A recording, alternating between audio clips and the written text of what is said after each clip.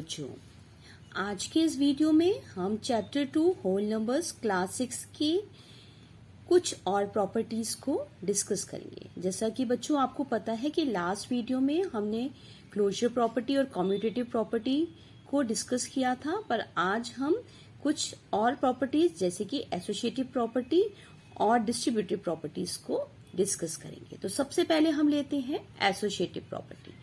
तो सबसे पहले हम समझेंगे कि एसोसिएटिव प्रॉपर्टी क्या होती है। तो समझने के लिए हमने एग्जांपल लिए बच्चों, जिसमें हमने ए बी सी कोई भी 3 नंबर हैं, अगर हम उनको मल्टीप्लाई करते हैं और जिसमें बी इंटू सी पे ब्रैकेट है, तो आप बच्चों को पता है कि ब्रैकेट जिस पे होता है उसको पहले सॉल्व किया जाता है और जब उसका आंसर जो आता है उसे उसके दूसरे नंबर से मल्टीप्लाई किया जाता है। तो अगर हम उस ब्रैकेट को की पोजीशन को चेंज कर दें, जैसे कि यहाँ पर b इंटू सी पे ब्रैकेट है, उठाकर हम वो ब्रैकेट a इंटू बी पे लगा दें और c को अकेला छोड़ दें, तो इस केस में दोनों में अगर आंसर सेम आता है तो एसोसिएटिव प्रॉपर्टी होल्ड होती है। अब इसको समझने के लिए बच्चों हमने एक एग्जाम्पल लिया जिसमें हमने देखा 2 इंटू ब्रैकेट 3 इंटू 4। तो अब हमारे पास 3 इंटू 4 पे ब्रैकेट है, तो हम पहले 3 इंटू 4 को सॉल्व करेंगे और जो आंसर आएगा उसे हम 2 से मल्टीप्लाई करेंगे। तो हमने ऐसे किया 2 इंटू 3 4, 3 इंटू 4 इज 12, तो 12 इंटू 2 इज 24। अब हमने क्या किया, ब्रैकेट की पोजीशन हमने चेंज कर दी। अब हमने 2 इंटू 3 पे ब्रैकेट लगा दिया और इंटू 4 को अलग अकेला छोड़ दिया। तो इस केस में हमने पहले ब्रैकेट को सॉल्व किया, वो 2 into 3 is 6 into 4, 6 into 4 is 24। तो आप देखेंगे बच्चों कि दोनों केस में आंसर हमारा सेम आ रहा है 24। तो इससे पता चला कि whole numbers follows associative property.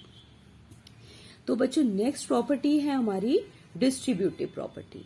अब डिस्ट्रीब्यूटिव प्रॉपर्टी क्या होती है, जैसे कि अगर कोई 3 नंबर्स हैं ए बी सी और हम उनको इस एक्सप्रेशन में लिखते हैं a इंटू बी प्लस सी, तो हम डिस्ट्रीब्यूट कर देते हैं a को b से और a को c से। जैसे कि इसमें किया हमने a इंटू बी, फिर ये साइन प्लस का लिखेंगे, फिर a इंटू सी। तो आप देख रहे हैं कि हमने b और c को a से डिस्ट्रीब्यूट कर दिया है। तो हम इस प्रॉपर्टी होल्ड होती है कि नहीं वो देखते हैं। तो होल नंबर के लिए हमने एग्जाम्पल लिया 2 इंटू 3 प्लस 4। तो पहले हमने क्या किया, इस एक्सप्रेशन को सॉल्व किया। तो हमें पहले इसको ब्रैकेट को सॉल्व करना है। तो ब्रैकेट हो गया 3 प्लस 4 इज 7। तो हमने लिखा 2 इंटू 7 इज 14।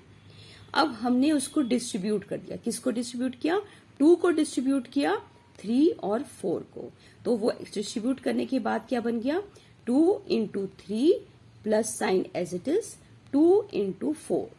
तो अब इसको सॉल्व किया, 2 into 3 is 6, 2 into 4 is 8, now 6 plus 8 is 14।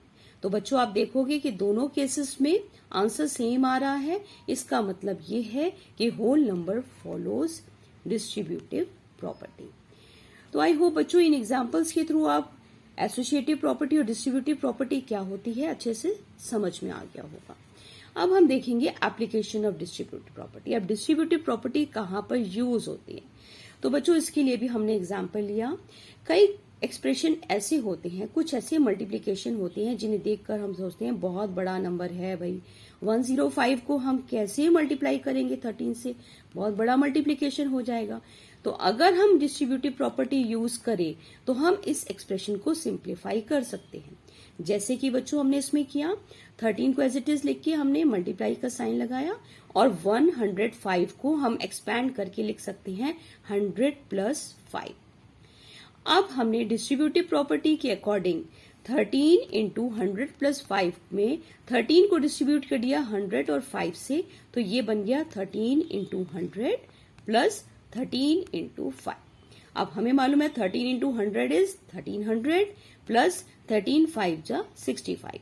अब हमने इन दोनों को ऐड किया, आंसर आ गया 1365। तो जो आपको ये डिफिकल्ट सा एक्सप्रेशन लग रहा था मल्टीप्लिकेशन का, उसको हमने with the help of distributive property easily solve कर लिया। अब हमने एक और एग्जाम्पल लिया बच्चों। इस केस में हमने लिया 25 इंटू 52।